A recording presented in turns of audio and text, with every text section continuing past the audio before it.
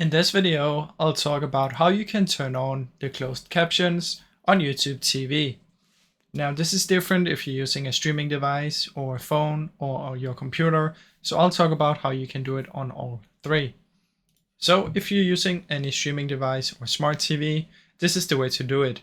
You need to use your remote and press the down arrow or the OK button, and then you want to find the CC icon, select on, and then choose a language if there is any. On your phone, you want to just tap the screen with your finger, find the CC icon, select on, and the same as before. On your web browser, you want to just click on the CC button. It should be down here at the bottom of when you're watching something. Select on, and then you can also select language or auto-generate it if you want to. Now keep in mind you need to be watching a video while you do any of these, so make sure you open up a video or something before you can find these. Now, I really hope this video helped you. If it did, please leave a like and subscribe, as it helps me out a ton. Thank you so much for watching.